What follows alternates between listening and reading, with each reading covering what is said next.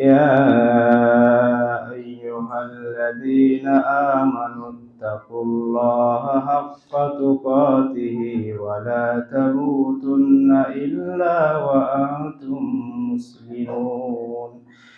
يا أيها الناس اتقوا ربكم الذي خلقكم من نفس واحدة وخلق منها زوجها وبث منهما رجالا كثيرا ونساء واتقوا الله الذي تساءلون به والأرحام إن الله كان عليكم رقيبا. يا أيها الذين آمنوا اتقوا الله وقولوا قولا سديدا يصلح لكم أعمالكم ويغفر لكم ذنوبكم ومن يطع الله ورسوله فقد فاز فوزا عظيما. بارك الله لكم.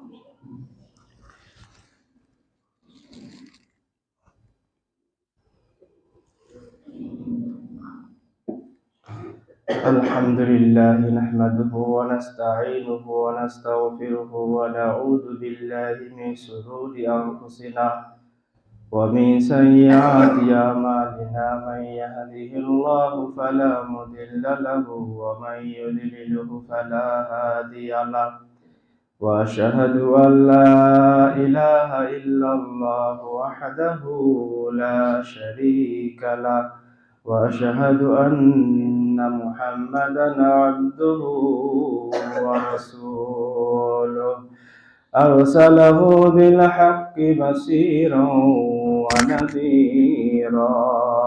أما بعد أعوذ بالله من الشيطان الرجيم.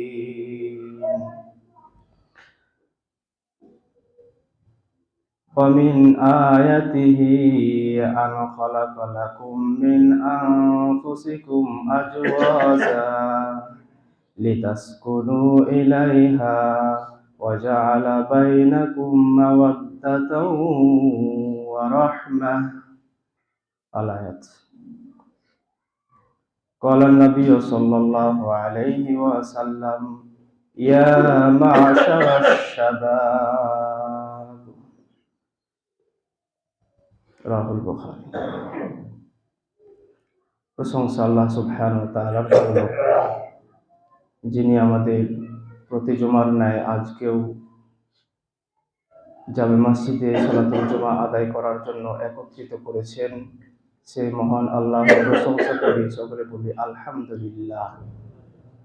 শত কোটি দরুদ ও সালাম বর্ষিত হোক মুহাম্মদ রাসূলুল্লাহ সাল্লাল্লাহু আলাইহি ওয়াসাল্লামের উপর। আল্লাহুম্মা আমিন। আল্লাহুম্মা সাল্লি আলাইহি আল্লাহুম্মা বারিক আলাইহি। উপরে জায়গা আছে, উপরে চলে যান, ভিতরে আর যারা বাইরে আছেন উপরে চলে যান।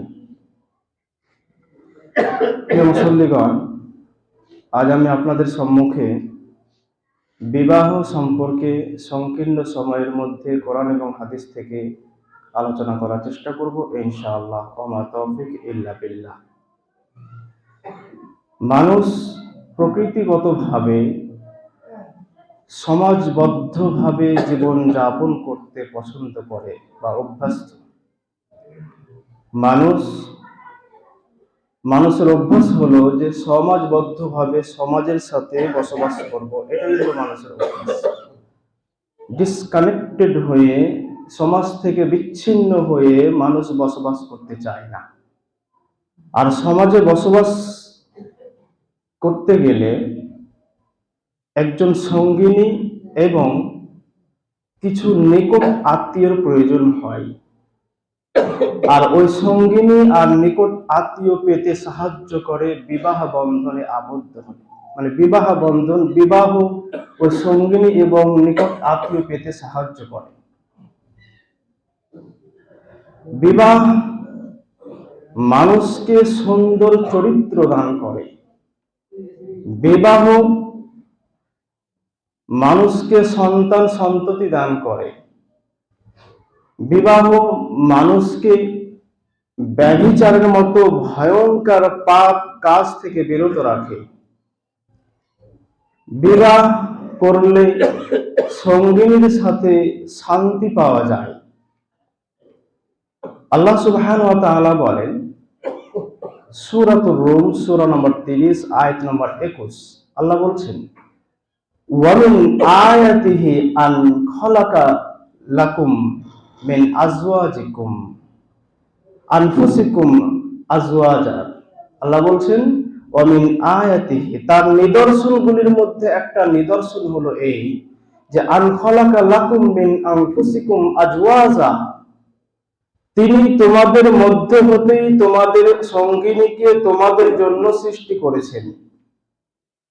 লিতাসকুনু ইলাইহা, যাতে করে তোমরা তাদের কাছে প্রশান্তি লাভ করতে পারো। ওয়াজআলা বাইনাকুম মাওয়াদ্দাতাও ওয়া রাহমা, এবং আল্লাহ সুবহানাহু ওয়া তাআলা তাদের মাঝে পারস্পরিকভাবে প্রেম, প্রীতি, ভালোবাসা, মুহাব্বত, দয়া, মায়া সৃষ্টি করেছেন মহান আল্লাহ রাব্বুল আলামিন। ইন্না ফি যালিকা লাআয়াতিন লিকাওমি ইয়াতাফাক্কারুন, নিশ্চয় এই নিদর্শনগুলোর মধ্যে, নিশ্চয়ের মধ্যে অনেক নিদর্শন রয়েছে, বহু নিদর্শন রয়েছে সেই সম্প্রদায়ের জন্য যারা চিন্তা করে, চিন্তা ভাবনা করে। প্রিয় মুসল্লিগণ, এটা হলো আয়াতের অর্থ। আচ্ছা, এই আয়াত থেকে আমরা কি বুঝলাম? এই আয়াত থেকে যেটা বোঝা যায় যে আল্লাহ সুবহানাহু ওয়া তাআলার নিদর্শনগুলির মধ্যে একটা নিদর্শন হলো বিবাহ, বা মানুষের পুরুষের মধ্যে হতেই মহিলাদেরকে তার সঙ্গিনীকে সৃষ্টি করেছেন আল্লাহ রাব্বুল আলামিন। এর উদ্দেশ্য হলো বা এর অর্থ হলো আল্লাহ সুবহানাহু ওয়া তাআলা প্রথম মানুষ সৃষ্টি করেছেন আদম আলাইহিস সালামকে, এবং তার পাঁজরের এক হাড় থেকে হাওয়া আলাইহিস সালামকে সৃষ্টি করেছেন। আল্লাহ বলছেন আমি তোমাদের মধ্য হতে তোমাদের জন্যই তোমাদের সঙ্গিনীকে সৃষ্টি করেছি। লিতাসকুনু ইলাইহা, যাতে করে তোমরা তাদের কাছে, তাদের মাঝে প্রশান্তি লাভ করতে পারো। তাই তো দেখা যায় যে একজন পুরুষ সারাদিন সকাল থেকে সন্ধ্যা পর্যন্ত জমিতে, মাঠে ঘাটে কঠোর পরিশ্রম করে বাড়ি এসে তার স্ত্রীর সাথে যখন আলাপ আলোচনা করে, তার স্ত্রীর মুখে, সঙ্গিনীর মুখে যখন একটু মুচকি হাসি দেখে, তার স্ত্রীর সাথে যখন একটু মেলামেশা করে, তখন সারাদিনের পরিশ্রম, কঠোর পরিশ্রম সব কিছু ভুলে যায়। আল্লাহ বলছেন তোমাদের জন্য তাদের মাঝে আমি প্রশান্তি রেখেছি, তাদের কাছে গেলেই তোমরা প্রশান্তি লাভ করতে পারবে। ওয়াজআলা বাইনাকুম মাওয়াদ্দাতাও ওয়া রাহমা, এবং পারস্পরিক ভাবে একে অপরের প্রতি আল্লাহ সুবহানাহু ওয়া তাআলা প্রেম, প্রীতি, ভালোবাসা সৃষ্টি করেছেন, মায়া, দয়া সৃষ্টি করেছেন। তাই তো আমরা দেখতে পাই একজন যুবকের সাথে আরেকজন যুবতীর বিয়ে হলো, বিয়ের আগে তার সাথে কোনোদিন দেখা হয়নি, তাকে চিনে না, জানে না, তার সম্পর্কে কিছুই জানে না, অথচ বিয়ে হওয়ার পরেই পরস্পরে এত ভালোবাসা বৃদ্ধি হয়ে যায়। এরকম ভালোবাসা পৃথিবীর আর কাউকে দেওয়া যায় না। এই ভালোবাসা কে দিয়েছে আমাদের অন্তরে? এই ভালোবাসা আল্লাহ সুবহানাহু ওয়া তাআলা বলছেন আমি তাদের মাঝে তোমাদের জন্য প্রশান্তি রেখেছি, তোমরা তাদের কাছে গেলে তোমরা প্রশান্তি লাভ করবে।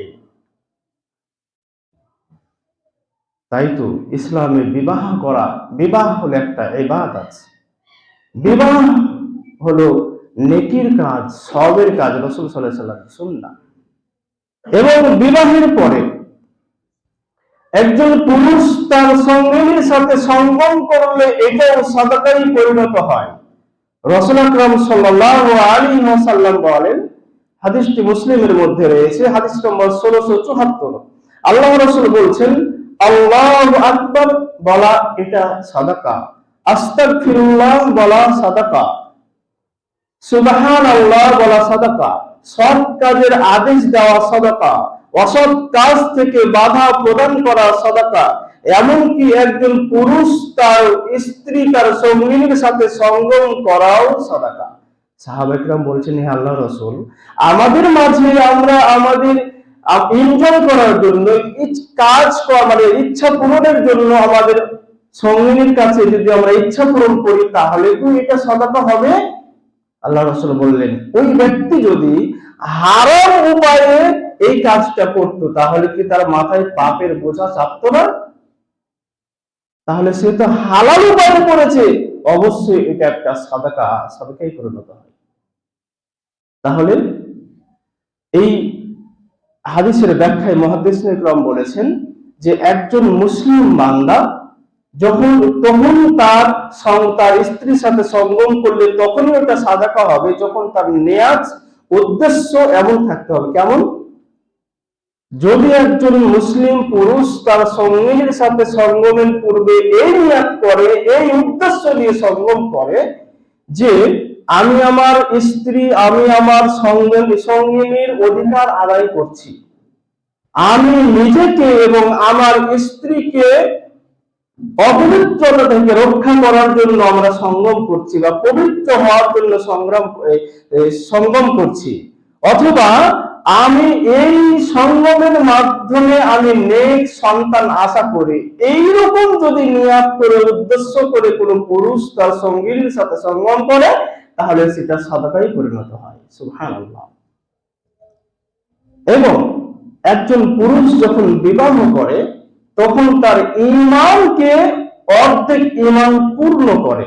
আল্লাহ রাসূল সাল্লাল্লাহু আলাইহি ওয়াসাল্লাম বলেন, হাদিসটি রয়েছে সিলসিলাতুস সাহিহা হাদিস নম্বর 625, আল্লাহ রাসূল বলেছেন, ইদা তাজাওয়াজাল আবদু, যখন কোন মুসলিম বান্দা বিবাহ করে, বিবাহ বন্ধনে আবদ্ধ হয়, ফাকাদিস্তাকমালা নিসফাল দ্বীন, তখন সে তার দ্বীনকে অর্থাৎ ঈমানকে অর্ধেক পূর্ণ করলো, তার ঈমান অর্ধেক পূরণ করলো, তার দ্বীনকে পূর্ণ করলো, অর্ধেক দ্বীন পূর্ণ করলো। ফালিয়াত্তাকিল্লাহা ফি নিসফিল বাকি, বাকি অর্ধাংশ সে যেন আল্লাহকে ভয় করে। উক্ত হাদিস থেকে প্রতীয়মান হয় যে বিবাহ করলে দ্বীন বা ঈমান অর্ধেক পূর্ণ হয়, অর্ধেকাংশ ঈমান পূর্ণ হয়। এই জন্য আল্লাহ সুবহানাহু ওয়া তাআলা প্রত্যেক গার্জেনকে, অভিভাবকদেরকে বলেছেন যে তোমরা তোমাদের অধীনে যে সমস্ত পুরুষ বা মহিলা আছে তাদেরকে তোমরা বিবাহ দিয়ে দাও। আল্লাহ সুবহানাহু ওয়া তাআলা বলেন সূরাতুন নূর সূরা নম্বর 24 আয়াত নম্বর 32, আল্লাহ বলছেন, ওয়ানকিহুল আয়ামা মিনকুম ওয়াসসালিহিনা মিন ইবাদিকুম ওয়া ইমাইকুম,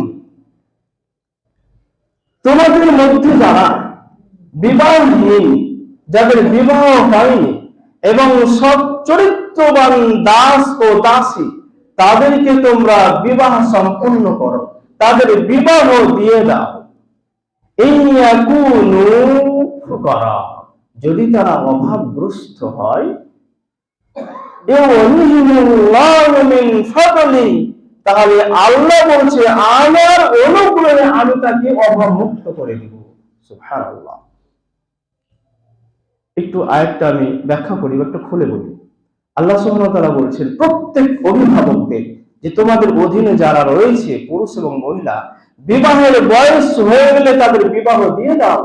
তার মানে আপনার অধীনে যদি আপনার ছেলে থাকে, আপনার মেয়ে থাকে, অথবা আপনার ভাই থাকে, অথবা আপনার এমন কোন বোন থাকে যার বিবাহ হয়েছিল তারা পেয়ে গেছে, অথবা তার স্বামী মারা গিয়েছে, এরকম যত আপনার অধীনে বিবাহ হয়নি এমন পুরুষ বা মহিলা রয়েছে তাদের বিবাহ দিতে হবে, এটা আপনার দায়িত্ব, আল্লাহ সুবহানাহু ওয়া তাআলা বলছেন। কিন্তু দুঃখজনক হলো এটাই সত্য যে এমন বহু গার্জেন রয়েছে যারা তাদের ছেলে মেয়েদের বিবাহ দিতে দেরি করে।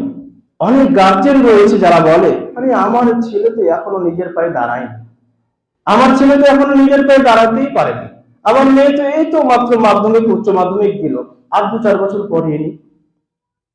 অথচ বিবাহের উপযুক্ত বয়স হয়ে গেছে, তারপরেও বিবাহ দিচ্ছে না। অনেক যুবক ভাই রয়েছে যারা বলে চাকরি পায় তারপরে বিয়ে করব, চাকরি পায় তারপরে বিয়ে করবো, আমি তো নিজেই খেতে পারছি না, আমার স্ত্রীকে আমি কি খাওয়াবো? প্রিয় ভাই, আমি তোমাকে বলতে চাই, তুমি মাসে যদি 10,000 টাকা উপার্জন করো তাহলে অবশ্যই তুমি তোমার স্ত্রীকে খাওয়াতে পারবে। এমন কোন যুবক এখন নাই, এরকম বেকার যুবক নাই যে মাসে 7,000 10,000 ইনকাম করে না। তাহলে তুমি ভয় করছো কেন? আল্লাহ যেখানে বলছে ইয়াকুনু ফুকারা, যদি তারা অভাবগ্রস্ত হয় তাহলে ইয়াগনিহিমুল্লাহু মিন ফাদলি, আল্লাহ বলছে আমি অনুগ্রহ করে ওই অভাবগ্রস্ত মানুষকে আমি তার অভাব দূর করে দেব। তাহলে হে যুবক, তুমি যে চাকরির আশাতে বিয়ে করছো না, যে চাকরি পাবো তারপরে বিয়ে করব, তুমি বিশ্বাস করো তোমার রবের উপর ভরসা রেখে যদি তুমি বিবাহ করো তাহলে তোমার রব তোমাকে চাকরির ব্যবস্থা করে দেবে, অবশ্যই দেবে। বিশ্বাস রাখতে হবে, তাওয়াক্কুল রাখতে হবে মহান আল্লাহ সুবহানাহু ওয়া তাআলার উপর। কিন্তু আমাদের যুবকেরা বলে যে এখনো বয়স হয়নি, অথচ 30-35 বছর বয়স হয়ে গেছে, 25-26-30 বছর বয়স হয়ে গেছে। কখন বয়স হবে? 40-50 হবে, তখন 40-50 হবে, তখন তোমার বয়স হবে। যুবক, তোমাকে রাসূল সাল্লাল্লাহু আলাইহি ওয়াসাল্লাম বলেছেন, বুখারী হাদিস নম্বর 5066, আল্লাহ রাসূল বলেছেন ইয়া মাশারাশ শাবাব, হে নওজোয়ান, হে যুবকের দল, হে যুবক সম্প্রদায়, তোমরা মানিস্তাতাল বা যাদের বিবাহ করার ক্ষমতা রয়েছে, সামর্থ্য রয়েছে, ফালিয়াতাজাওয়াজ, তারা যেন বিয়ে করে। আল্লাহ রাসূল বলছেন হে যুবক, তোমাদের মধ্যে যাদের বিবাহ করার সামর্থ্য রয়েছে তারা যেন বিবাহ করে। ফাইন্নাহু আগাদ্দু লিল বাসারি, কেননা বিবাহ মানুষের দৃষ্টিকে সংযত রাখে। ওয়া আহসানু লিল ফারদি, এবং লজ্জাস্থানের হেফাজত করে। ফাইন্নাহু আলাইহি বিস-সাওম, যদি ফাইল্লাম ওমান লাম ইয়াস্তাতি আলাইহি বিস-সাওম, যদি যাদের বিবাহ করার ক্ষমতা নাই, সামর্থ্য নাই, তারা যেন সওম পালন করে, সিয়াম পালন করে। ফাইন্নাহু লাহু বিজাউন, কেননা সিয়াম রোজা মানুষের যৌবনকে দমন করে। অতএব হে যুবক সম্প্রদায়, হে যুবক দল, আল্লাহ রাসূলের আদেশ বা আল্লাহ রাসূল তোমাকে বলছেন যে তোমার যদি বিবাহ করার ক্ষমতা থাকে তাহলে তোমাকে বিবাহ করতেই হবে। অথচ আজ যুবকেরা বিবাহতে বিচ্ছে রয়েছে, দেরি করে বিয়ে করছে। একটা কথা মনে রাখবেন, সমাজে বিবাহ যত কঠিন হবে ব্যভিচার তত সহজ হবে, বিবাহ যত কঠিন হবে জিনা তত সহজ হবে। তাই তো আজ দেখা যায় বিবাহ করছে দেরিতে, কিন্তু ভিতর ভিতর অনেক কিছু চলছে। এবং অনেক গার্জেন রয়েছে ছেলে মেয়েদের বিবাহ হচ্ছে না, মনে করছে আমার ছেলে আমার মেয়ে ফেরেশতা, কোনো পাপ কাজ করবে না। কে বলেছে? আপনার ছেলে আপনার মেয়ের পেছনে 24 ঘন্টা ইবলিস শয়তান রয়েছে, তাদেরকে পাপ করাবেই, যে কোনো মুহূর্তে করাবেই পাপ, আর আপনি মনে করছেন ফেরেশতা। অতএব যুবকদেরকে, যদি আপনার ছেলে মেয়ে বিবাহের উপযুক্ত হয়ে যায় তাহলে প্রত্যেকটা গার্জেন, অভিভাবকের দায়িত্ব হলো তাদের বিয়ে দিয়ে দেওয়া। যুবক ভাইয়েরা যারা আছেন তারা হয়তো ভাবছে যে মৌলভী সাহেব আজকে আমাদের পিতা মাতাদের বলেছে ভালোভাবে, এবার হয়তো আমার বিয়ে দিবে, আমি অনেকদিন থেকে চাইছি বিয়ে করতে কিন্তু বিয়ে দিচ্ছে না। এবার আমি যুবক তোমাকে বলি, শোনো যুবক, এবার তোমাকে বলছি শোনো, বিবাহ করতে গেলে 5টা জিনিস জেনে রাখা দরকার। যুবক যাদের বিয়ে হয়নি তাদেরকে বলছি, বিবাহ করতে গেলে 5টা জিনিস জেনে রাখতে হবে। 5টা জিনিস বা 5টা জিনিস তোমাকে জেনে রাখতে হবে। 1 নম্বর, আল্লাহ রাসূল সাল্লাল্লাহু আলাইহি ওয়াসাল্লাম বলছেন, হাদিস সুনান ইবনে মাজাহ, হাদিস নম্বর 1850, আল্লাহ রাসূল বলছেন ক্বালা আইয়ুতিমাহা ইযা তাইমা, তুমি যে মানের খাদ্য খাবে সেই মানের খাদ্য তোমার স্ত্রীকে খাওয়াতে হবে। ওয়া আইয়াকসুহা ইজাত্তাসা, তুমি যে মানের পোশাক পরিধান করবে সেই মানের পোশাক তোমার স্ত্রীকে পরিধান করাতে হবে। ওয়ালা ইয়াদরি বিল ওয়াজহা, এবং কখনো তোমার স্ত্রী তোমার সঙ্গিনীর মুখমণ্ডলে আঘাত করবে না, ওয়ালা ইউকাব্বিহ, আর তাকে গালমন্দ করবে না, ওয়ালা ইয়াহজুর ইল্লা ফিল বাইত, নিজ বাড়ি ছাড়া অন্য কারো বাড়িতে বা অন্য কোনো জায়গায় একাই ছেড়ে দিবে না, একাই যেতে দিবে না। এই হাদিস থেকে আপনাদের আমি বলতে চাই যে বিশেষ করে যুবক ভাইদের বিবাহ করতে গেলে এই 5টা ক্ষমতা থাকতে হবে। এটা স্ত্রীর উপর, একদম স্ত্রীর স্বামীর উপর হক, তার দাবি। এই 5টা জিনিস আপনাকে জানতে হবে। আবার বলি ভালোভাবে শুনুন, আপনি যে মানের খাদ্য খাচ্ছেন সেই মানের খাদ্য আপনার স্ত্রীকে খাওয়াতে হবে।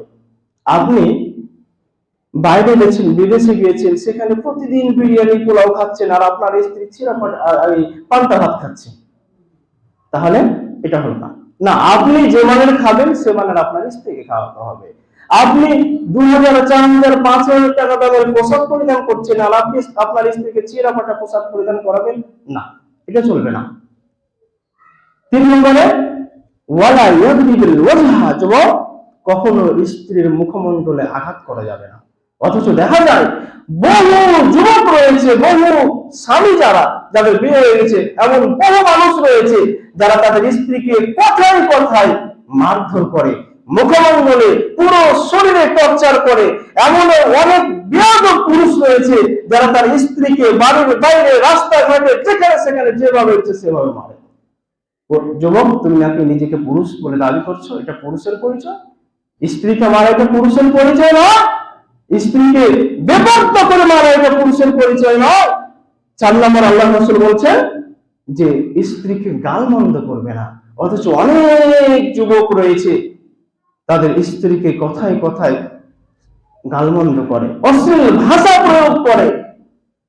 বিবাহ করার পরে স্ত্রীকে যদি একবার বলো যে, যুবক তোমাকে বলছি, তোমার স্ত্রীকে যদি একবার বলো যে তোমার ঠোঁটটা মোটা, তোমার চোখগুলো অনেক বড়, তোমার নাকটা অনেক মোটা, তোমার মাথা মোটা, এইভাবে যদি একবার বলো, বিশ্বাস করো যুবক, তোমার স্ত্রী যে তোমার প্রতি ভালোবাসা সেটা আস্তে আস্তে কমে যাবে।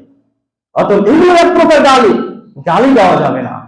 স্ত্রী মহিলারা হলো আদরের বস্তু, মহিলাদেরকে যত পারা যায় আদর করতে হবে, স্ত্রীদেরকে যত পারা যায় আদর করতে হবে, তাদেরকে আদর করে ভালোবেসে পর্দার মধ্যে রাখতে হবে। 5 নম্বর, যুবক শোনো, আল্লাহ রাসূল বলছেন ওয়ালা ইয়াহজুর ইল্লা ফিল বাইত, তোমার নিজ বাড়ি ছাড়া অন্য কোনো জায়গায় একাকী ছেড়ে দিবে না, একা যেতে দিবে না। অথচ আজ অধিকাংশ পাবলিক বলেন, আলেমরা বলেন না কেন, অধিকাংশ মানুষই নিজ স্ত্রীকে একা যেখানে সেখানে যেতে দেয়। তুমি নাকি নিজেকে যুবক বলে পরিচয় দাও, তোমার লজ্জা হয় না? তোমার স্ত্রী তোমার বাড়ি যেতে তোমার অনুমতি ছাড়া কিভাবে বাড়ি থেকে বেরোতে পারে? তোমার লজ্জা হয় না? তুমি নাকি নিজেকে পুরুষ বলে দাবি করো? তোমার স্ত্রী তোমাকে ছাড়া, তোমার অনুমতি ছাড়া, তোমার ভাইয়ের সাথে, তোমার চাচাতো ভাই, খালাতো ভাইয়ের সাথে গল্প করে, তোমার চাচির বাড়িতে গিয়ে ঘন্টার পর ঘন্টা আড্ডা মারে গল্প করে, তোমার লজ্জা হয় না? তোমার কি ইতস্তবোধ নাই? তোমার স্ত্রী অন্য পুরুষের সাথে কথা বলতে পারে কিভাবে? 24 ঘন্টা তোমার বাড়িতে কার্ফিউ করে রাখতে হবে। তোমার তোমার অনুমতি ছাড়া তোমার স্ত্রী 1 সেকেন্ডের জন্য বাড়ি থেকে বেরোতে পারবে না, এরকম কার্ফিউ করে রাখতে হবে। যুবক, তুমি মনে করছো যে আমি নিজেকে পুরুষ বলে পরিচয় দিলে আমি পুরুষ হয়ে গেলাম? না, পুরুষের পরিচয় এগুলো। যদি এই ক্ষমতা না থাকে তাহলে তুমি বিয়ে করো না, তোমার দরকার না বিয়ে করা। তোমার যদি এই ক্ষমতা না থাকে এই 5টা জিনিস মেনে চলার, তাহলে তোমার বিয়ে করার দরকার নাই। বিয়ে করলেই তুমি দায়িত্বে পরিণত হবে। আর আল্লাহ রাসূল সাল্লাল্লাহু আলাইহি ওয়াসাল্লাম স্পষ্ট ভাষায় বলেছেন, আব্বাইসু লা ইয়াদখুলুল জান্নাহ, দায়িত্ব ছাড়া তারা জান্নাতে যাবে না। ওই ব্যক্তি হলো দায়িস যে ব্যক্তি তার স্ত্রী, তার নিজ কন্যাকে, তার অধীনে যে মহিলা রয়েছে তাদের সাথে অন্য পুরুষের সাথে কথা বলার সুযোগ করে দেয়, কথা বলে অথচ কিছু বলে না, মনে কিছু হয় না, ওই ব্যক্তি হলো দায়িস। আর আল্লাহ রাসূল বলেছেন, আব্বাইসু লা ইয়াদখুলুল জান্নাহ, দায়িস জান্নাতে প্রবেশ করবে না। এই 5টা ক্ষমতা তোমাকে রাখতে হবে যুবক। তুমি যদি না পারো তাহলে বিবাহ করার প্রয়োজন নাই। পরিশেষে আল্লাহ সুবহানাহু ওয়া তাআলার কাছে দোয়া করি, মাবুদ, যে সমস্ত ভাইদের বিবাহ হয়নি, বিবাহ করবে মনে করেছে বা বিবাহের বয়স হয়ে গেছে, সে সমস্ত ভাইদের তুমি এই ক্ষমতাগুলো অর্জন করার তৌফিক দান করো, আল্লাহুম্মা আমিন। এবং যে সমস্ত ভাই বা বৃদ্ধ বাবাজি বা যাদের বিবাহ হয়ে গেছে, তারা যেন তাদের স্ত্রীদেরকে এইভাবে সম্পূর্ণ, যেভাবে বললাম এইভাবে সম্পূর্ণ যেন তারা কোরআন এবং হাদিস অনুযায়ী তাদের স্ত্রী, তাদের কন্যা, তাদের মেয়েদেরকে যেন পর্দায় রাখতে পারে, সে তৌফিক তুমি সকলকে দাও, আল্লাহুম্মা আমিন। সুবহানাকাল্লাহুম্মা ওয়া বিহামদিকা আশহাদু আল্লা ইলাহা ইল্লা আনতা আস্তাগফিরুকা ওয়া আতুবু ইলাইক। আসসালামু আলাইকুম ওয়া রাহমাতুল্লাহি ওয়া বারাকাতুহু।